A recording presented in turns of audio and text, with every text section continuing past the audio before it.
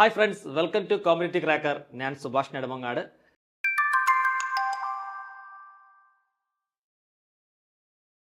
അപ്പോൾ ഇന്ന് നമ്മൾ നോക്കാൻ പോകുന്നത് LD ടൈപ്പിസ്റ്റ് പരീക്ഷയുടെ നോട്ടിഫിക്കേഷൻ വന്നിട്ടുണ്ട്. അപ്പോൾ എല്ലാവരും മികച്ച രീതിയിൽ പഠിച്ചുകൊണ്ടിരിക്കുകയാണ്. ഇതുവരെയും കാര്യമായിട്ട് പഠിച്ചു തുടങ്ങാത്തവർ ഇനി പഠിച്ചു തുടങ്ങുവാനുള്ള ഒരു സമയം കൂടിയാണ്.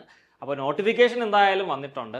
അതിൻ്റെ കറക്റ്റ് സിലബസും കാര്യങ്ങളും ഒക്കെ നമ്മുടെ കയ്യിലുണ്ട്. അപ്പോൾ അതനുസരിച്ച് നമുക്ക് മികച്ച രീതിയിൽ പഠിച്ചു പോകേണ്ടതായിട്ടുണ്ട്. ഇന്ന് ഈ ഒരു ക്ലാസ്സിൽ നിങ്ങൾക്ക് പ്രധാനമായിട്ടും ചോദിക്കുവാൻ സാധ്യതയുള്ള കുറച്ച് ചോദ്യങ്ങളുമായിട്ടാണ് ഞാൻ വന്നിട്ടുള്ളത്. സിലബസ് അനുസരിച്ചിട്ടുള്ള കുറേ ചോദ്യങ്ങൾ നമ്മുടെ മുൻ വർഷ അല്ലെങ്കിൽ അടുത്തിടെ PSC ചോദിച്ച വിവിധ പരീക്ഷകളിൽ ചോദിച്ച LD ടൈപ്പിസ്റ്റിന്റെ സിലബസുമായിട്ട് ബന്ധപ്പെട്ട് കിടക്കുന്ന ക്വസ്റ്റ്യൻസുമായിട്ടാണ് നമ്മൾ ഇന്ന് ക്ലാസ്സിൽ പോകാൻ പോകുന്നത്. സോ നമുക്ക് ഫസ്റ്റ് ക്വസ്റ്റ്യനിലേക്ക് പോവാം. What does OLED stand for? എന്താണ് OLEDയുടെ ഫുൾ ഫോം എന്നുള്ളതാണ് ചോദ്യം. നമ്മുടെ സിലബസിൽ ബേസിക്സ് ഓഫ് കമ്പ്യൂട്ടേഴ്സ് എന്ന് പറയുന്ന ഒരു ടോപ്പിക് ഉണ്ട്. ആ ബേസിക്സ് ഓഫ് കമ്പ്യൂട്ടേഴ്സിനകത്ത് input device, output device, latest peripherals, ഇങ്ങനെ കുറച്ച് ടോപ്പിക്സ് ഉണ്ട്. അതിൽ ഔട്ട്പുട്ട് ഡിവൈസുമായിട്ട് ബന്ധപ്പെട്ട് കിടക്കുന്ന ഒരു ക്വസ്റ്റ്യൻ ആണ്. ഒന്നും കൂടി ശ്രദ്ധിക്കേണ്ട ഒരു കാര്യം, ലേറ്റസ്റ്റ് പെരിഫറൽസ് എന്ന് പറഞ്ഞിട്ടുള്ള ഒരു ടോപ്പിക് എടുത്തു പറഞ്ഞിട്ടുണ്ട്. ഇപ്പൊ ലേറ്റസ്റ്റ് പെരിഫറൽസിന്റെ ഭാഗമായിട്ടും പരീക്ഷയ്ക്ക് ചോദിക്കുവാൻ സാധ്യതയുള്ള ഒരു ക്വസ്റ്റ്യൻ ആണ് what does OLED stand for. അടുത്തിടെ നടന്ന മറ്റൊരു PSC പരീക്ഷയിൽ ചോദിച്ചൊരു ചോദ്യമാണ്. ഒരുപാട് ഉദ്യോഗാർത്ഥികൾ തെറ്റിച്ച ഒരു ചോദ്യം കൂടിയായിരുന്നു കേട്ടോ. അത് വേറൊരു ശൈലിയിലാണ് ചോദിച്ചത്. നമുക്ക് അത്തരം കാര്യങ്ങളൊക്കെ ഈ ഒരു ക്വസ്റ്റ്യനിൽ ചർച്ച ചെയ്യാം. അപ്പോൾ OLEDയുടെ ഫുൾ ഫോം എന്താണ് എന്നുള്ളതാണ് ചോദ്യം. Option A organic light emitting display, option B optical light emission diode, option C organic light emitting diode, option D operational light emitting diode. എന്തായിരിക്കും കറക്റ്റ് ആയിട്ടുള്ള ആൻസർ? നിങ്ങൾക്ക് ആർക്കെങ്കിലും പറയാൻ കഴിയുമോ? കുറച്ച് പേർക്കൊക്കെ അറിയാമായിരിക്കും അല്ലേ? ഏതായിരിക്കും കറക്റ്റ് ആൻസർ? ഒന്ന് പറഞ്ഞേ. കറക്റ്റ് ആൻസർ എന്ന് പറയുന്നത് ഓപ്ഷൻ സി ആണ്. ഓർഗാനിക് ലൈറ്റ് എമിറ്റിംഗ് ഡയോഡാണ് OLEDയുടെ ഫുൾ ഫോം എന്ന് പറയുന്നത് കേട്ടോ. OLEDയുടെ ഫുൾ ഫോം എന്ന് പറയുന്നത് ഓർഗാനിക് ലൈറ്റ് എമിറ്റിംഗ് ഡയോഡ്. എന്താണ് ഈ OLED എന്ന് പറയുന്നത്? OLED എന്ന് പറഞ്ഞു കഴിഞ്ഞാൽ ടൈപ്പ് ഓഫ് മോണിറ്റർ ആണ് കേട്ടോ. ടൈപ്പ് ഓഫ് മോണിറ്റർ ആണ്. മോണിറ്റർ എന്ന് പറഞ്ഞാൽ നമുക്കറിയാം എന്താണ്? ഔട്ട്പുട്ട് ഡിവൈസ് ആണ്. ഔട്ട്പുട്ട് ഡിവൈസ് ആണ് മോണിറ്റർ എന്ന് പറയുന്നത്. അപ്പോൾ എ ടൈപ്പ് ഓഫ് മോണിറ്റർ ആണ് OLED എന്ന് പറയുന്നത്, ഓർഗാനിക് ലൈറ്റ് എമിറ്റിംഗ് ഡയോഡ്. ഈ ഓർഗാനിക് ലൈറ്റ് എമിറ്റിംഗ് ഡയോഡിനെ കുറിച്ച് പറഞ്ഞു കഴിഞ്ഞാൽ മറ്റ് മോണിറ്ററുമായിട്ട് നമ്മൾ കമ്പയർ ചെയ്ത് നോക്കിയാൽ വളരെ തിന്നാണ്, ലൈറ്റ് വെയിറ്റുമാണ് കേട്ടോ. വളരെ തിന്നാണ്. അതായത് നമ്മളിപ്പോൾ LED മോണിറ്റർ നമുക്കറിയാം, LCD മോണിറ്റർ നമുക്കറിയാം അല്ലെ, TFT മോണിറ്റർ അറിയാം. ആ പറയുന്ന മോണിറ്ററിനേക്കാളും ഒക്കെ കുറച്ചും കൂടി ലൈറ്റ് വെയിറ്റുമാണ്, അതേപോലെ തന്നെ തിന്നുമാണ് എന്ന് നമുക്ക് മനസ്സിലാക്കാം കേട്ടോ. Organic light emitting diode. ഈ ഓർഗാനിക് ലൈറ്റ് എമിറ്റിംഗ് ഡയോഡിന്റെ ഒരു പ്രത്യേകത എന്താണെന്ന് പറഞ്ഞു കഴിഞ്ഞാൽ നോ ബാക്ക് ലൈറ്റിംഗ്. ഇവിടെ ബാക്ക് ലൈറ്റിംഗ് എന്ന് പറയുന്ന ഒരു പ്രോസസ്സ് എന്ത് ചെയ്യുന്നില്ല? അപ്ലൈ ചെയ്യുന്നില്ല. ബാക്ക് ലൈറ്റിംഗ് അപ്ലൈ ചെയ്യാതെ തന്നെ വർക്ക് ചെയ്യുന്ന ഒരു മോണിറ്റർ ആണ് OLED എന്ന് പറയുന്നത്. നമ്മൾ നേരത്തെ പഠിച്ച LED മോണിറ്റർ, അതുപോലെ തന്നെ LCD മോണിറ്റർ, TFT മോണിറ്റർ, ഇവിടെയെല്ലാം ബാക്ക് ലൈറ്റിംഗ് അപ്ലൈ ചെയ്യുന്നുണ്ട് കേട്ടോ. ഡിസ്പ്ലേ പാനലിന്റെ പുറകിലായിട്ട് ബാക്ക് ലൈറ്റിംഗ് അപ്ലൈ ചെയ്യുന്നതിന്റെ അടിസ്ഥാനത്തിലാണ് ഡിസ്പ്ലേയിൽ ഇമേജ് വരുന്നത് എന്നുള്ള കാര്യം അറിയുക. എന്നാൽ ഓർഗാനിക് ലൈറ്റ് എമിറ്റിംഗ് ഡയോഡിൽ ഇവിടെ എന്ത് സംഭവിക്കുന്നില്ല? ബാക്ക് ലൈറ്റിംഗ് എന്ന് പറയുന്ന ഒരു പ്രോസസ്സ് അപ്ലൈ ചെയ്യുന്നില്ല. ഈ ബാക്ക് ലൈറ്റിംഗ് അപ്ലൈ ചെയ്യുന്ന മോണിറ്റർ ആണോ OLED എന്നുള്ളതായിരുന്നു മുൻവർഷ PSC പരീക്ഷയിലും ഒരു എന്താ പറയേണ്ടത്, ഒരു കോപ്പറേറ്റീവ് എക്സാമിനാണെന്ന് തോന്നുന്നു ചോദിച്ച ചോദ്യം എന്ന് പറയുന്നത് കേട്ടോ. ഈ OLED മോണിറ്ററിൽ ബാക്ക് ലൈറ്റിംഗ് അപ്ലൈ ചെയ്യുന്നുണ്ടോ എന്നൊരു ചോദ്യം വന്നു. അന്ന് മെജോറിറ്റി ഓഫ് ഉദ്യോഗാർത്ഥികളും ആ ഒരു ചോദ്യത്തിന്റെ ആൻസർ തെറ്റിക്കുകയാണ് ഉണ്ടായത് കേട്ടോ. പക്ഷേ നമ്മൾ ഇനി ഇത്തരത്തിലുള്ള ചോദ്യം ചോദിച്ചു കഴിഞ്ഞാൽ ഒരു മാർക്ക് കളയാൻ പാടില്ല. വ്യക്തമായിട്ട് പഠിച്ചു വെച്ചോളൂ. ബാക്ക് ലൈറ്റിംഗ് എന്ന് പറയുന്ന ഒരു പ്രോസസ്സ് അപ്ലൈ ചെയ്യാതെ ഇമേജ് ഫോം ചെയ്യുന്ന ഒരു മോണിറ്റർ ആണ് organic light emitting diode. Back ലൈറ്റിംഗിന് പകരം എന്തുപയോഗിച്ചാണ് ഇവിടെ ഡിസ്പ്ലേ വരുന്നത് എന്ന് ചോദിച്ചാൽ പറയുക, ഈ മോണിറ്ററിനകത്തുള്ള ഓർഗാനിക് കോമ്പൗണ്ട്സ് ഉണ്ടല്ലോ, ഓർഗാനിക് കോമ്പൗണ്ടുകളിൽ ഇലക്ട്രിസിറ്റി അപ്ലൈ ചെയ്യുമ്പോൾ അതിന്റെ അടിസ്ഥാനത്തിലാണ് ഇവിടെ എന്ത് ചെയ്യുന്നത്? ഇമേജ് ഫോം ചെയ്യുന്നത് അല്ലെങ്കിൽ ഡിസ്പ്ലേ വരുന്നത് കേട്ടോ. ഓർഗാനിക് കോമ്പൗണ്ട്സിന്റെ സഹായത്തോടു കൂടിയാണ് ഇവിടെ എന്ത് ചെയ്യുന്നത്? ഡിസ്പ്ലേയിൽ ഇമേജ് വരുന്നത് എന്നുള്ള കാര്യം അറിയുക. അതുപോലെ നമ്മുടെ ഓർഗാനിക് ലൈറ്റ് എമിറ്റിംഗ് ഡയോഡ് എന്ന് പറയുന്ന ആ ഒരു മോണിറ്ററിൽ ഓരോ പിക്സൽസും ഓരോ പിക്സൽസും എന്ത് ചെയ്യുന്നു? ലൈറ്റ് എമിറ്റ് ചെയ്യുന്നു. ഇൻഡിവിജ്വലി ലൈറ്റ് എമിറ്റ് ചെയ്യുന്നു. പിക്സൽ എന്ന് പറഞ്ഞാൽ നിങ്ങൾക്ക് അറിയാമല്ലോ, നമ്മളിപ്പോൾ ഒരു ഡിസ്പ്ലേ മോണിറ്റർ അല്ലെങ്കിൽ നമ്മുടെ വീട്ടിലുള്ള ടെലിവിഷന്റെ അടുത്ത് നമ്മുടെ കണ്ണ് ഇങ്ങനെ അടുപ്പിച്ച് കൊണ്ട് നോക്കിക്കഴിഞ്ഞാൽ ടൈനി ഡോട്ട്സ് കാണാൻ പറ്റും അല്ലെ, കുഞ്ഞു കുഞ്ഞു കുഞ്ഞു ഡോട്ട്സ് കാണാൻ പറ്റും. ആ ഡോട്ട്സ് എല്ലാം കൂടി എന്താ പറയേണ്ടത്, വളരെ പാക്ഡ് ആക്കി വെച്ചതിന് ശേഷമാണ് നമുക്ക് എന്ത് കിട്ടുന്നത്, ഒരു ഇമേജ് ഫോം ചെയ്യുന്നത്. അല്ലെങ്കിൽ ആ കളക്ഷൻ ഓഫ് ഡോട്ട്സിന്റെ സഹായത്തോടു കൂടിയാണ് ഒരു ഇമേജ് എന്ത് ചെയ്യുന്നത്, ഡിസ്പ്ലേയിൽ ഫോം ചെയ്യുന്നത് കേട്ടോ. കുഞ്ഞു കുഞ്ഞു കുഞ്ഞു ഡോട്ട്സ് കൊണ്ടായിരിക്കും എല്ലാ സ്ക്രീനിലെയും ഡിസ്പ്ലേ നമുക്ക് കാണാൻ സാധിക്കുക, അല്ലെങ്കിൽ അതുകൊണ്ടായിരിക്കും ഇമേജ് ഫോം ചെയ്തിരിക്കുന്നത്. അതിനെയാണ് പിക്സൽസ് എന്ന് പറയുന്നത് കേട്ടോ. നമ്മൾ ഒരു സ്ക്രീൻ നോക്കുമ്പോൾ കുഞ്ഞു കുഞ്ഞു കുഞ്ഞു ഡോട്ടുകൾ കാണാൻ പറ്റും, അതിനെ പിക്സൽസ് എന്ന് പറയാം. അപ്പൊ ഈ പിക്സൽസിന്റെ ഞെരുക്കത്തിന്റെ അടിസ്ഥാനത്തിലാണ് ഇമേജിന്റെ ക്ലാരിറ്റി വർദ്ധിക്കുന്നതും അതേപോലെ തന്നെ കുറയുന്നതും എന്ന് മനസ്സിലാക്കുക. നമ്മുടെ ഓർഗാനിക് ലൈറ്റ് എമിറ്റിംഗ് ഡയോഡ് മോണിറ്ററിൽ ഓരോ പിക്സൽസും ഇൻഡിവിജ്വലി എന്ത് ചെയ്യുന്നുണ്ട്, ലൈറ്റ് എമിറ്റ് ചെയ്യുന്നുണ്ട് എന്നുള്ള കാര്യം മനസ്സിലാക്കുക കേട്ടോ. അതിന്റെയൊക്കെ അടിസ്ഥാനത്തിലാണ് ഈ ഒരു ഡിസ്പ്ലേയിൽ ഇമേജ് ഫോം ചെയ്യുന്നത് എന്നുള്ള കാര്യവും അറിയുക. അതുപോലെ നമുക്ക് വളരെ ഡാർക്ക് ആയിട്ടുള്ള കളേഴ്സ് ഒക്കെ, ഡീപ്പ് ഡാർക്ക് ആയിട്ടുള്ള കളേഴ്സ് ഒക്കെ ഡിസ്പ്ലേയിൽ വരുവാനായിട്ട്, കുറച്ചും കൂടി നല്ല ക്ലാരിറ്റിയിൽ കാണുവാനായിട്ട് യൂസ് ചെയ്യുന്ന ഒരു മോണിറ്റർ കൂടിയാണ് OLED മോണിറ്റർ എന്ന് പറയുന്നത്. പിക്ചർ ക്ലാരിറ്റിയുടെ ഒക്കെ കാര്യം പറയുകയാണെങ്കിലും നേരത്തെ നമ്മൾ പറഞ്ഞ മറ്റ് മോണിറ്ററേക്കാളും ഒക്കെ കുറച്ചും കൂടി അഡ്വാൻസ്ഡ് ആണ് എന്നുള്ള കാര്യം മനസ്സിലാക്കുക. അപ്പൊ ഈ ഒരു ക്വസ്റ്റ്യൻ എന്ന് പറയുന്നത് നമ്മുടെ ടൈപ്പിസ്റ്റിന്റെ സിലബസിൽ ലേറ്റസ്റ്റ് പെരിഫറൽസ് അല്ലെങ്കിൽ ഔട്ട്പുട്ട് ഡിവൈസ് എന്ന് പറയുന്ന ഭാഗത്ത് നിന്ന് ചോദിക്കാവുന്ന ഒരു ചോദ്യമാണ് എന്നുള്ള കാര്യം അറിയുക കേട്ടോ. അപ്പോൾ OLEDയുടെ ഫുൾ ഫോം എന്ന് പറയുന്നത് ഓർഗാനിക് ലൈറ്റ് എമിറ്റിംഗ് ഡയോഡ്. ഇതൊരു OLED മോണിറ്റർ ആണ്. ഇതിനകത്ത് എന്താണ്, ബാക്ക് ലൈറ്റിംഗ് എന്ന് പറയുന്ന ഒരു പ്രോസസ്സ് അപ്ലൈ ചെയ്യുന്നില്ല. ഇവിടെ ഓരോ പിക്സൽസും ഇൻഡിവിജ്വലി എന്ത് ചെയ്യുന്നുണ്ട്, ലൈറ്റ് എമിറ്റ് ചെയ്യുന്നുണ്ട്. ഇവിടെ ഓർഗാനിക് കോമ്പൗണ്ട്സിന്റെ സഹായത്തോടു കൂടിയാണ് എന്ത് ചെയ്യുന്നത്, ഒരു ഇമേജ് ഫോം ചെയ്യുന്നത് എന്നുള്ള കാര്യവും നന്നായിട്ട് പഠിക്കുക, അറിഞ്ഞിരിക്കുക. അതുപോലെ തന്നെ നമ്മൾ നേരത്തെ പറഞ്ഞ കുറച്ച് മോണിറ്റേഴ്സ് ഉണ്ടല്ലോ, LCD മോണിറ്ററിന്റെ ഫുൾ ഫോം എന്ന് പറയുന്നത് ലിക്വിഡ് ക്രിസ്റ്റൽ ഡിസ്പ്ലേ. അതേപോലെ LED എന്ന് പറഞ്ഞാൽ light emitting diode. TFT monitor എന്ന് പറഞ്ഞു കഴിഞ്ഞാൽ തിൻ ഫിലിം ട്രാൻസിസ്റ്റർ. അതുപോലെ തന്നെ നമ്മുടെ പഴയ കാലഘട്ടത്തിൽ ഉപയോഗിച്ചുകൊണ്ടിരുന്ന ഒരു മോണിറ്ററാണ് CRT മോണിറ്റർ എന്ന് പറയുന്നത്. CRT എന്ന് പറഞ്ഞാൽ കാഥോഡ് റേ ട്യൂബ്. ഇന്ന് അധികം ആരും യൂസ് ചെയ്യുന്നില്ല. ഉപയോഗിച്ചുകൊണ്ടിരുന്ന ആൾക്കാരൊക്കെ അതിനെന്ത് ചെയ്യാണ്, സ്ക്രാപ്പിൽ വിടുകയാണ് എന്നുള്ള കാര്യവും അറിയുക കേട്ടോ. അപ്പൊ ഈ ഒരു ക്വസ്റ്റ്യൻ, ഇത്തരത്തിലുള്ള ക്വസ്റ്റ്യൻ നല്ല നീറ്റായിട്ട് പഠിച്ചു വെക്കുക. പരീക്ഷയ്ക്ക് ഡെഫിനറ്റ്ലി നിങ്ങൾക്ക് ഒരു മാർക്ക് കിട്ടും കേട്ടോ. സോ നമുക്ക് മെല്ലെ അടുത്ത ക്വസ്റ്റ്യനിലേക്ക് ചെല്ലാം. Which of the following is a volatile type of memory? ഇതിൽ ചുവടെ തന്നിരിക്കുന്നവയിൽ വോളറ്റൈൽ ടൈപ്പ് ഓഫ് മെമ്മറി ഏതാണ് എന്നുള്ളതാണ് ചോദ്യം. ഇതും നമ്മുടെ സിലബസിന്റെ ആദ്യത്തെ ഭാഗമായ ബേസിക്സ് ഓഫ് കമ്പ്യൂട്ടറിനകത്ത് മെമ്മറി അല്ലെങ്കിൽ സ്റ്റോറേജ് ഡിവൈസസ് എന്ന് പറയുന്ന ഒരു ടോപ്പിക് എടുത്തു പറഞ്ഞിട്ടുണ്ട്. അതിൽ നിന്നും ചോദിക്കുവാൻ സാധ്യതയുള്ള മികച്ച ഒരു ചോദ്യമാണ് ഇത്. PSCയുടെ ഒരു ഇഷ്ട ചോദ്യമാണ് കേട്ടോ. ഒട്ടുമിക്ക PSC പരീക്ഷകളിലും അല്ലെങ്കിൽ കമ്പ്യൂട്ടർ IT സിലബസിൽ ഉൾപ്പെടുന്ന പരീക്ഷകൾക്കെല്ലാം സ്ഥിരം ചോദിച്ചു വരുന്ന ഒരു ചോദ്യമാണ് ഈ പറഞ്ഞിരിക്കുന്നത് കേട്ടോ. Which of the following is a volatile type of memory? Option A RAM, option B ROM, option C cache, option D hard drive. ഏതായിരിക്കും കറക്റ്റ് ആയിട്ടുള്ള ആൻസർ? ഇപ്പൊ നേരത്തെയൊക്കെ പഠിച്ച് വെച്ചിട്ടുള്ള ആൾക്കാർക്ക് ഇതിന്റെ ആൻസർ പറയാൻ കഴിയാം. ഏതായിരിക്കും ആൻസർ? കറക്റ്റ് ആൻസർ എന്ന് പറയുന്നത് ഓപ്ഷൻ A ആണ്, റാം ആണ്. റാം എന്ന് പറഞ്ഞാൽ എന്താണ്? Random access memory. Random access memory ആണ് റാമിന്റെ ഫുൾ ഫോം എന്ന് പറയുന്നത് കേട്ടോ. Random access memory. അപ്പൊ റാം എന്ന് പറഞ്ഞു കഴിഞ്ഞാൽ ഒരു വോളറ്റൈൽ ടൈപ്പ് ഓഫ് മെമ്മറി ആണ്. വോളറ്റൈൽ ടൈപ്പ് ഓഫ് മെമ്മറി എന്ന് പറയാൻ കാരണം എന്താണ്? As long as the power is available data is available. അതായത് എപ്പോ വരെയാണോ പവർ ഉള്ളത് അതുവരെയും റാൻഡം ആക്സസ് മെമ്മറിക്കകത്ത് ഡാറ്റ കാണും. പവർ പോയി കഴിഞ്ഞാൽ അതിനകത്തുള്ള ഡാറ്റയും എന്ത് ചെയ്യും? ലോസായി പോകും, നഷ്ടപ്പെട്ടു പോകും. അതുകൊണ്ടാണ് റാൻഡം ആക്സസ് മെമ്മറിയെ അല്ലെങ്കിൽ റാമിനെ നമ്മൾ എന്തെന്ന് പറയുന്നത്? വോളറ്റൈൽ മെമ്മറി എന്ന് പറയുന്നത് കേട്ടോ. വോളറ്റൈൽ മെമ്മറി എന്ന് പറയുന്നത്. ഈ റാം എന്ന് പറഞ്ഞു കഴിഞ്ഞാൽ എന്താണ്? നമ്മുടെ കമ്പ്യൂട്ടറിന്റെ പ്രൈമറി മെമ്മറിയാണ്. പ്രൈമറി മെമ്മറി അല്ലെങ്കിൽ മെയിൻ മെമ്മറി എന്നും നമുക്ക് എന്ത് ചെയ്യാം? പറയാം. നമ്മുടെ കമ്പ്യൂട്ടറിൽ കറന്റ് റണ്ണിങ് ആയിക്കൊണ്ടിരിക്കുന്ന പ്രോഗ്രാമുകളെ സ്റ്റോർ ചെയ്ത് വെക്കുവാനായി യൂസ് ചെയ്യുന്ന ഒരു മെമ്മറി കൂടിയാണ് എന്തെന്ന് പറയുന്നത്? റാൻഡം ആക്സസ് മെമ്മറി അല്ലെങ്കിൽ റാം എന്ന് പറയുന്നത് കേട്ടോ. അത് അറിയുക. അതുപോലെ ഓപ്ഷനിൽ റോം ഉണ്ട്, ക്യാഷ് ഉണ്ട്, ഹാർഡ് ഡ്രൈവും ഉണ്ട്. ഈ റോം എന്ന് പറയുന്നത് എന്ത് തന്നെയാണ്? പ്രൈമറി മെമ്മറി ആണ് കേട്ടോ. റോം എന്ന് പറയുന്നതും പ്രൈമറി മെമ്മറിയാണ്. റോമിന്റെ ഫുൾ ഫോം എന്ന് പറയുന്നത് റീഡ് ഓൺലി മെമ്മറി. മനസ്സിലാക്കുക, റീഡ് ഓൺലി മെമ്മറി. അപ്പൊ റോം എന്ന് പറഞ്ഞു കഴിഞ്ഞാൽ റീഡ് ഓൺലി മെമ്മറിയാണ്. ഈ റോം എന്ന് പറഞ്ഞാൽ ഒരു നോൺ വോളറ്റൈൽ മെമ്മറിയാണ് കേട്ടോ. റോം എന്ന് പറഞ്ഞാൽ നോൺ വോളറ്റൈൽ ആണ്. നോൺ വോളറ്റൈൽ എന്ന് പറയാൻ കാരണം എന്താണ്? പവർ പോയാലും അതിനകത്തുള്ള ഡാറ്റ നഷ്ടപ്പെട്ടു പോകുന്നില്ല കേട്ടോ. റോമിനകത്ത് കമ്പ്യൂട്ടറിന്റെ മാനുഫാക്ചറിങ് ടൈമിൽ സ്റ്റോർ ചെയ്ത് വെക്കുന്ന പ്രോഗ്രാം അവിടെ പെർമനന്റ് ആയിട്ട് തന്നെ കാണും. പവർ പോയി കഴിഞ്ഞാലും ഡാറ്റ എന്ത് ചെയ്യുന്നില്ല, നഷ്ടപ്പെട്ടു പോകുന്നില്ല.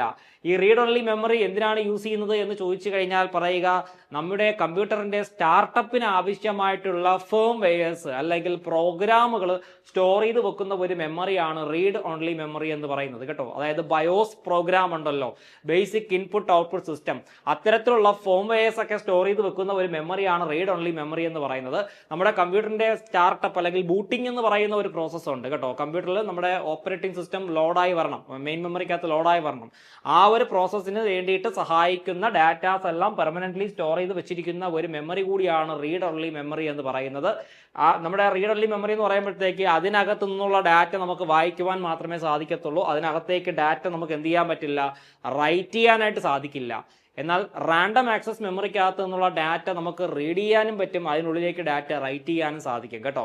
അപ്പൊ റാം എന്ന് പറഞ്ഞാൽ ഒരു റീഡ് റൈറ്റ് മെമ്മറിയും റോം എന്ന് പറഞ്ഞു കഴിഞ്ഞാൽ ഒരു റീഡ് ഓൺലി മെമ്മറിയാണ് എന്നുള്ള കാര്യവും മനസ്സിലാക്കുക. സോ അത് നല്ല വൃത്തിയായിട്ടും നീറ്റായിട്ടും പഠിച്ചു വെക്കുക. നെക്സ്റ്റ് നമ്മൾ നോക്കുന്ന മെമ്മറിയാണ് ക്യാഷ് മെമ്മറി.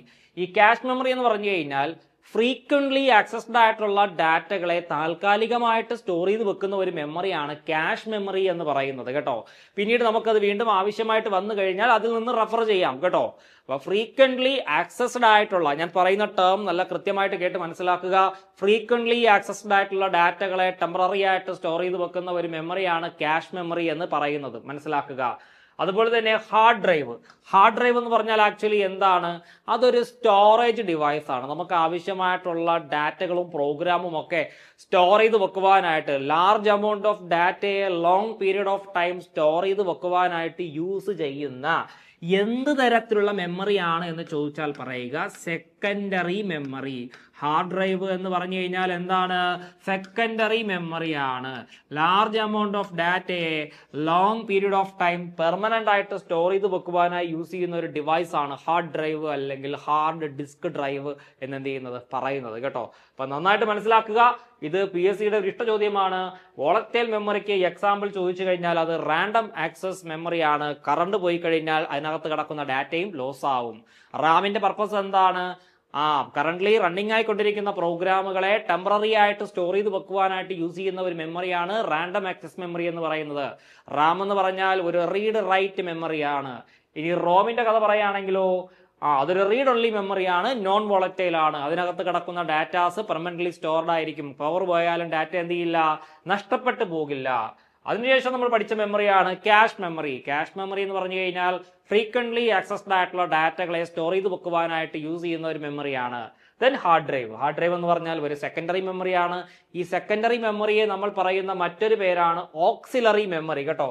അതും കൂടി ഒന്ന് പഠിച്ചു വെക്കുക. Auxiliary memory, auxiliary memory, secondary മെമ്മറിയുടെ മറ്റൊരു പേരാണ് ഓക്സിലറി മെമ്മറി. ഓക്സിലറി മെമ്മറി എന്നും വേണമെങ്കിൽ എക്സ്റ്റേണൽ മെമ്മറി എന്നും നമുക്ക് എന്ത് ചെയ്യാം, ഈ സെക്കൻഡറി മെമ്മറിയെ പറയാം.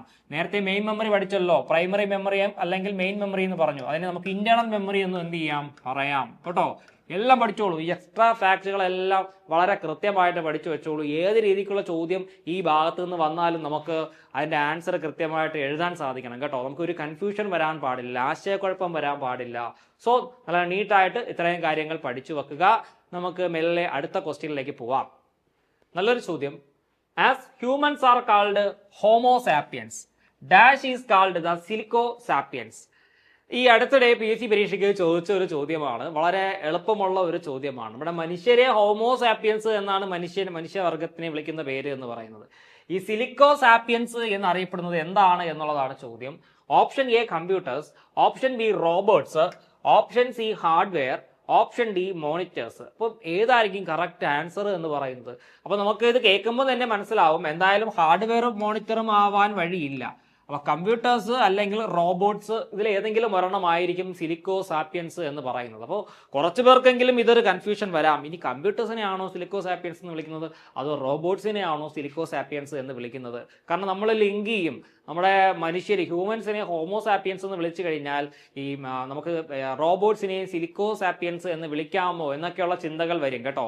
സോ നമ്മുടെ കറക്റ്റ് ആൻസർ എന്താണെന്ന് നമുക്ക് ചെക്ക് ചെയ്യാം. കറക്റ്റ് ആൻസർ എന്ന് പറയുന്നത് ഓപ്ഷൻ എ കമ്പ്യൂട്ടേഴ്സ് ആണ് കേട്ടോ. കമ്പ്യൂട്ടേഴ്സിനെയാണ് നമ്മൾ എന്തെന്ന് പറയുന്നത്, സിലിക്കോ സാപ്പിയൻസ് എന്ന് പറയുന്നത്. ഓക്കെ, അപ്പോ as humans are called homo sapiens, dash is called the silico sapiens എന്ന് ചോദിച്ചാൽ ഉത്തരം എന്താണ്? ഓപ്ഷൻ എ കമ്പ്യൂട്ടേഴ്സ് ആണ്. ഇങ്ങനെ ഒരു ചോദ്യം വരുമ്പോൾ നമ്മൾ ആദ്യം റോബോട്ട്സ് ഇങ്ങനെ കറുപ്പിക്കുവാൻ വേണ്ടിയിട്ട് OMR ഷീറ്റിൽ പോകും. ഇപ്പം നമ്മൾ ആലോചിക്കും ഇനി കമ്പ്യൂട്ടേഴ്സ് ആണോ? അല്ല, കമ്പ്യൂട്ടർ ആവാൻ വഴിയില്ല. വീണ്ടും നമ്മൾ എന്ത് ചെയ്യും? തിരിച്ച് റോബോട്ട്സ് രണ്ടും കൽപ്പിച്ച് അങ്ങ് കറുപ്പിച്ച് വെക്കും. പക്ഷേ കറക്റ്റ് ആൻസർ എന്ന് പറഞ്ഞു കഴിഞ്ഞാൽ കമ്പ്യൂട്ടേഴ്സ് ആണ്. ഇത്തരം ക്വസ്റ്റ്യൻസും കരുതിയിരിക്കുക. വളരെ സിമ്പിൾ ക്വസ്റ്റ്യൻ ആണ് കേട്ടോ. ചിലപ്പോൾ നമ്മുടെ ഒരു അറ്റൻഷൻ ഈ ഒരു ക്വസ്റ്റ്യൻ ചിലപ്പോൾ പഠിക്കുന്ന ടൈമിൽ കിട്ടിയെന്ന് വരില്ല. സോ ഹ്യൂമൻസ് ഹോമോസാപ്പിയൻസ് ആണെങ്കിൽ കമ്പ്യൂട്ടേഴ്സ് എന്താണ്? സിലിക്കോസാപ്പിയൻസ് ആണ് എന്നുള്ള കാര്യം അറിയുക കേട്ടോ. ദെൻ നെക്സ്റ്റ്, സംടൈംസ്, നാലാമത്തെ ചോദ്യമാണ്. Sometimes the mouse pointer moves erratically, this is because of. ഇത് അടുത്തിടെ പരീക്ഷയ്ക്ക് ചോദിച്ച ഒരു ചോദ്യമാണ്. PSC നടത്തിയ ഒരു പരീക്ഷയ്ക്ക് ചോദിച്ചൊരു ചോദ്യമാണ്. ചില ടൈമിൽ നമ്മുടെ മൗസ് പോയിന്ററുകൾ പ്രോപ്പറായിട്ട് വർക്ക് ചെയ്യില്ല കേട്ടോ, പ്രോപ്പറായിട്ട് വർക്ക് ചെയ്യില്ല. ഇതിന്റെ കാരണം എന്താണ് എന്നുള്ളൊരു ചോദ്യമാണ് കേട്ടോ. നമുക്ക് അല്പം കോമൺ സെൻസ് അപ്ലൈ ചെയ്ത് കഴിഞ്ഞാൽ എഴുതാൻ സാധിക്കുന്ന തരത്തിലുള്ള ഒരു ചോദ്യം കൂടിയാണ്. പക്ഷെ കുറച്ചൊന്ന് ചിന്തിക്കേണ്ടി വരും. ചിന്തിച്ചാലേ ഈ ക്വസ്റ്റ്യന്റെ ആൻസർ കിട്ടത്തുള്ളൂ. Option A, IRQ setting is not proper. Option B, the virus in the system. Option C, mouse ball is dirty. Option D, the driver is not installed properly. അപ്പോൾ ചില സമയങ്ങളിൽ മൗസ് നേരാവണ്ണം പ്രവർത്തിക്കുന്നില്ല. അതായത് പ്രവർത്തിക്കുന്നുണ്ട്, റാൻഡംലി പ്രവർത്തിക്കുന്നുണ്ട്, ചിലപ്പോൾ പ്രവർത്തിക്കുന്നുണ്ട്, അല്ലെങ്കിൽ നമ്മൾ നടത്തുന്ന മൂവ്മെന്റ്സിന് അടിസ്ഥാനത്തിലുള്ള ഒരു ആക്ഷൻ ചിലപ്പോൾ നമുക്ക് മോണിറ്ററിൽ കാണാൻ സാധിച്ചു എന്ന് വരില്ല കേട്ടോ. അപ്പോൾ അങ്ങനെയൊക്കെയുള്ള പ്രശ്നങ്ങൾ സംഭവിച്ചു കഴിഞ്ഞാൽ എന്തായിരിക്കും അതിന്റെ ഒരു കാരണം എന്നുള്ളതാണ്. ഞാനിപ്പോൾ ലെഫ്റ്റിലേക്ക് കർസർ കൊണ്ടുപോകാൻ ശ്രമിച്ചു കഴിഞ്ഞാൽ റൈറ്റിലേക്കായിരിക്കും കർസർ വരുന്നത്. അത്തരത്തിലുള്ള പ്രശ്നങ്ങളാണ് ഉദ്ദേശിക്കുന്നത് കേട്ടോ. അപ്പോൾ ഇതിൽ ഏതായിരിക്കും കറക്റ്റ് ആയിട്ടുള്ള ആൻസർ എന്ന് പറയുന്നത്? അപ്പോൾ ഒന്ന് ചിന്തിക്കണം. ചിന്തിച്ചാൽ മാത്രമേ ഇതിന്റെ ഉത്തരം എഴുതാൻ സാധിക്കുകയുള്ളൂ. അടുത്തിടെ PSCക്ക് ചോദിച്ചൊരു ചോദ്യമാണ്. കുറച്ചുപേരൊക്കെ തെറ്റിച്ചിട്ടുണ്ടായിരുന്നു ഇതിന്റെ ആൻസർ. അപ്പോൾ ഇവിടെ IRQ setting is not proper. അങ്ങനെയാണെങ്കിൽ അതായത് ഈ IRQ എന്ന് പറഞ്ഞാൽ എന്താണ്? ഇന്ററപ്റ്റ് റിക്വസ്റ്റ് ആണ് കേട്ടോ. ഇന്ററപ്റ്റ് റിക്വസ്റ്റ് അറിയാൻ പാടില്ലാത്തവർ പഠിച്ചു വെക്കുക.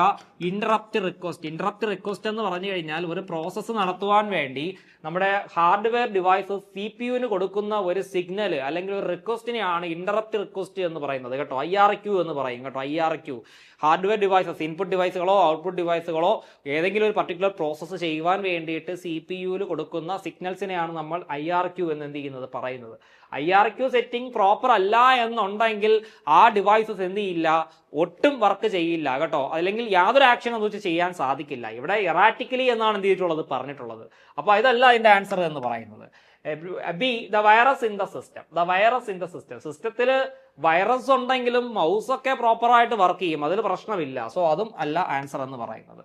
അതുപോലെ the driver is not installed properly. Driver, നമ്മുടെ ഏതൊരു ഹാർഡ്വെയർ ഡിവൈസും വർക്ക് ചെയ്യണമെന്നുണ്ടെങ്കിൽ അതിൻ്റെതായിട്ടുള്ള അപ്രോപ്രിയേറ്റ് ഡ്രൈവർ നമ്മുടെ കമ്പ്യൂട്ടറിൽ ഇൻസ്റ്റാൾഡ് ആയിരിക്കണം കേട്ടോ. ഡ്രൈവർ സോഫ്റ്റ്വെയർ എന്ന് പറഞ്ഞാൽ എന്താണെന്ന് അറിയാമല്ലോ അല്ലേ?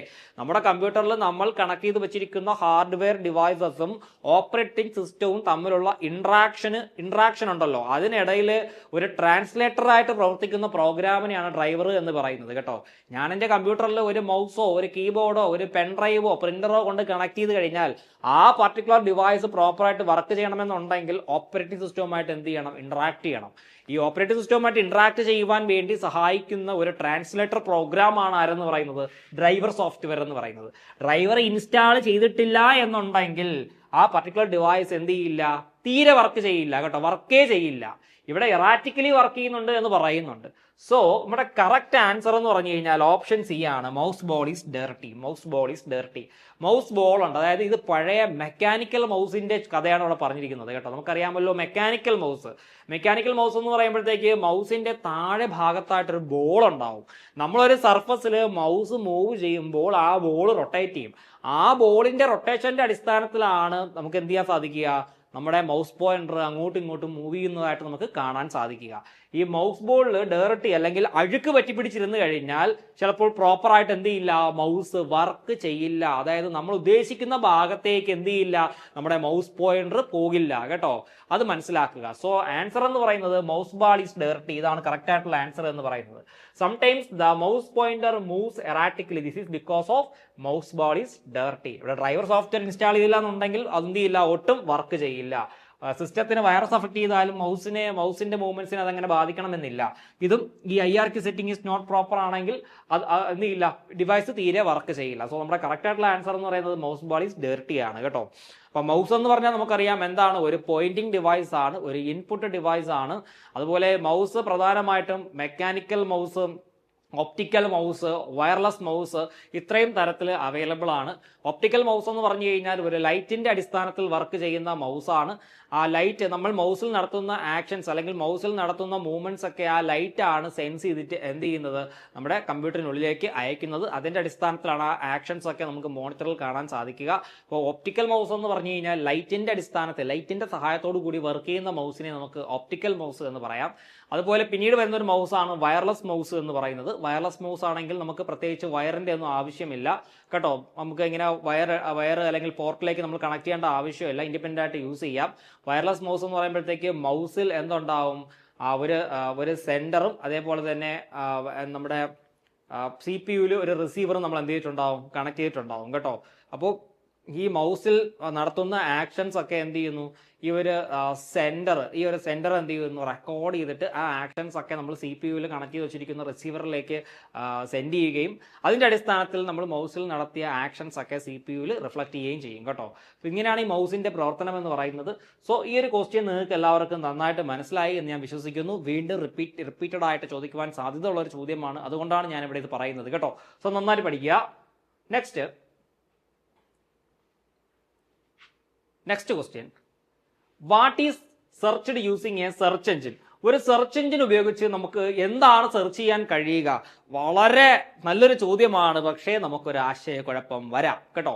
ഇത് നമ്മുടെ ബേസിക്സ് ഓഫ് കമ്പ്യൂട്ടറിനകത്ത് സെർച്ച് എഞ്ചിൻ എന്ന് പറയുന്ന ഒരു ടോപ്പിക് എക്സ്ക്ലൂസീവായിട്ട് തന്നെ പറഞ്ഞിട്ടുണ്ട്. അതുകൊണ്ട് ഇത് പഠിക്കാതെ നമുക്ക് പോകാൻ സാധിക്കില്ല. നല്ല വൃത്തിയായിട്ട് പഠിക്കേണ്ട ഒരു ടോപ്പിക്കാണ് എന്താണ് സെർച്ച് എഞ്ചിൻ എന്നുള്ളതാണ്. സെർച്ച് എഞ്ചിൻ എന്താണെന്നും സെർച്ച് എഞ്ചിന്റെ പ്രവർത്തനം എന്താണെന്നും നമ്മൾ അറിഞ്ഞിരിക്കണം. എങ്കിൽ മാത്രമേ ഇത്തരത്തിലുള്ള ചോദ്യം വന്നാൽ നമുക്ക് ആൻസർ ചെയ്യാനായിട്ട് സാധിക്കുകയുള്ളൂ കേട്ടോ.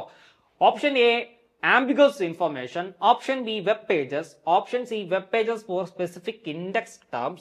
Option D, web pages for information using specified search terms. നിങ്ങൾ ഇതിന്റെ ആൻസർ എഴുതും, ഏത് ഓപ്ഷൻ ആയിരിക്കും നിങ്ങൾ ആൻസർ ആയിട്ട് ചൂസ് ചെയ്യുക? നിങ്ങൾ ഇവിടെ നോക്കുമ്പോൾ എല്ലാ ഓപ്ഷൻസും ഏകദേശം സെയിം തന്നെയാണ്. നിങ്ങൾ സെർച്ച് എഞ്ചിനെ കുറിച്ച് പഠിച്ചു വെച്ചിരിക്കുന്ന കാര്യങ്ങൾ വെച്ച് ആലോചിക്കുമ്പോഴത്തേക്ക് ഇതെല്ലാം ഏകദേശം സെയിം ആയിട്ട് നിങ്ങൾക്ക് തോന്നും. എന്നാൽ ഇതിൽ നിന്നും വളരെ കൃത്യമായിട്ടുള്ള ഒരു ആൻസർ നമ്മൾ തിരഞ്ഞെടുത്ത് എഴുതേണ്ടതായിട്ടുണ്ട്. ഏതായിരിക്കും കറക്റ്റ് ആൻസർ എന്ന് പറയുന്നത്? പറയോ, ഏതാണ്? യെസ്, ഓപ്ഷൻ ഡി ആണ് കറക്റ്റ് ആൻസർ എന്ന് പറയുന്നത്. Web pages for information using specified search terms കേട്ടോ. അപ്പൊ what is search using A search engine? ഒരു സെർച്ച് എഞ്ചിൻ ഉപയോഗിച്ച് എന്താണ് സെർച്ച് ചെയ്യുന്നത് എന്ന് ചോദിച്ചു കഴിഞ്ഞാൽ web pages for information using specified search terms, specified ആയിട്ടുള്ള സെർച്ച് ടേംസ് അല്ലെങ്കിൽ കീവേഡുകൾ ഉപയോഗിച്ച് നമ്മൾ എന്ത് ചെയ്യുന്നു, ഒരു ഇൻഫർമേഷൻ കിട്ടുവാൻ വേണ്ടിയിട്ട് വെബ് പേജുകളെ സെർച്ച് ചെയ്യുന്നു. ഇതാണ് കൃത്യമായിട്ടുള്ള ആൻസർ എന്ന് പറയുന്നത്. ഒരു പക്ഷേ കുറച്ച് ഉദ്യോഗാർത്ഥികൾക്കെല്ലാം ഇതിലുള്ള ഏതെങ്കിലും ഈ രണ്ട് ആൻസറിൽ ഏതെങ്കിലും ഒരു ആൻസർ ആണ് എന്ന് നിങ്ങൾക്ക് തോന്നിയേക്കാം. പക്ഷേ കൃത്യമായിട്ടുള്ള ആൻസർ എന്ന് പറയുന്നത് ഓപ്ഷൻ ഡി ആണ്. ഇപ്പൊ സെർച്ച് എഞ്ചിൻ എന്ന് പറഞ്ഞാൽ നമുക്കറിയാമല്ലോ, നമുക്ക് ഇന്റർനെറ്റിൽ നിന്നും റിസോഴ്സസ്, നമുക്ക് വേണ്ടിയിട്ടുള്ള റിസോഴ്സസ് അല്ലെങ്കിൽ ഇൻഫർമേഷനെ ഒരു കീവേഡ് കൊടുത്ത് സെർച്ച് ചെയ്തെടുക്കുവാനായിട്ട് യൂസ് ചെയ്യുന്ന ഒരു ടൂളാണ് അല്ലെങ്കിൽ ഒരു പ്രോഗ്രാമാണ് സെർച്ച് എഞ്ചിൻ എന്ന് പറയുന്നത്. ഒരു സെർച്ച് എഞ്ചിൻ എടുത്തു കഴിഞ്ഞാൽ അതിനകത്ത് കുറച്ച് പ്രോസസ്സുകളുണ്ട്. അതിൽ സെർച്ച് എഞ്ചിന്റെ ഒന്നാമത്തെ പ്രോസസ്സാണ് ക്രോളിംഗ് അല്ലെങ്കിൽ വെബ് ക്രോളിംഗ് എന്ന് പറയാം. വെബ് ക്രോളിംഗ് അല്ലെങ്കിൽ ക്രോളിംഗ് എന്ന് പറയാം. ക്രോളിംഗ് എന്ന് പറഞ്ഞു കഴിഞ്ഞാൽ നമ്മുടെ സെർച്ച് എഞ്ചിനകത്ത് ബോട്ട്സ് ഉണ്ട്, ബോട്ട്സ് അല്ലെങ്കിൽ നമുക്ക് സ്പൈഡേഴ്സ് എന്ന് പറയാം കേട്ടോ. നമ്മൾ കൊടുക്കുന്ന കീവേഡിന്റെ അടിസ്ഥാനത്തിൽ ഈ സെർച്ച് എഞ്ചിനകത്തുള്ള ബോട്ടുകൾ എന്ത് ചെയ്യുന്നു, മാക്സിമം ഇൻഫർമേഷൻസ് വിവിധ സെർവറുകളിൽ ചെന്ന് എന്ത് ചെയ്യുന്നു, കളക്ട് ചെയ്ത് എടുത്തുകൊണ്ട് വരുന്നു. അതാണ് ഈ ബോട്ടുകളുടെ അല്ലെങ്കിൽ സ്പൈഡേഴ്സിന്റെ ജോലി എന്ന് പറയുന്നത് കേട്ടോ. നമ്മൾ എന്താണോ സെർച്ച് ചെയ്യുന്നത് ആ കീവേഡിന്റെ അടിസ്ഥാനത്തിൽ മാക്സിമം ഇൻഫർമേഷൻ ഈ ബോട്ടുകൾ അല്ലെങ്കിൽ ഈ സ്പൈഡേഴ്സ് എന്ത് ചെയ്യുന്നു, സെർച്ച് ചെയ്ത് കൊണ്ടുവരുന്നു. രണ്ടാമത്തെ പ്രോസസ്സ് എന്ന് പറയുന്നത് ഇൻഡെക്സിംഗ് ആണ്. ഇൻഡെക്സിംഗ് എന്ന് പറഞ്ഞു കഴിഞ്ഞാൽ ലഭിക്കുന്ന ഇൻഫർമേഷനെ ഒരു സെർച്ച് എഞ്ചിൻ ഇൻഡെക്സിലേക്ക് അല്ലെങ്കിൽ ആ ഒരു ലിസ്റ്റ് ആയിട്ട് എന്ത് ചെയ്യുന്നു, ഇൻഡെക്സ് ചെയ്യുന്നു കേട്ടോ. സെർച്ച് എഞ്ചിന്റെ രണ്ടാമത്തെ ഒരു പ്രധാനപ്പെട്ട പ്രോസസ്സ് എന്ന് വെച്ച് കഴിഞ്ഞാൽ വെബ് ക്രോളിംഗ് വഴി ലഭിക്കുന്ന ഇൻഫർമേഷനെ ഒരു ഇൻഡെക്സ് പേജിൽ 1 2 3 എന്ന് പറയുന്ന ആ ഒരു ഓർഡറിൽ അല്ലെങ്കിൽ ഒരു ലിസ്റ്റ് ആയിട്ട് എന്ത് ചെയ്യുന്നു, ഇൻഡെക്സ് ചെയ്ത് സൂക്ഷിക്കുന്നു. പിന്നീട് എപ്പോഴെങ്കിലും ആ ഒരു സെയിം കീവേഡിന്റെ സെർച്ചിങ് വന്നു കഴിഞ്ഞാൽ ഈ ഒരു ഇൻഡെക്സിൽ നിന്നായിരിക്കും സെർച്ച് എഞ്ചിൻ എന്ത് ചെയ്യുന്നത്, ആ ഡാറ്റ എടുത്ത് കൊടുക്കുന്നത് കേട്ടോ. ദെൻ അടുത്ത പരിപാടി എന്ന് പറയുന്നത് റാങ്കിങ് ആണ്. സെർച്ച് എഞ്ചിന്റെ അടുത്ത പരിപാടി എന്താണ്?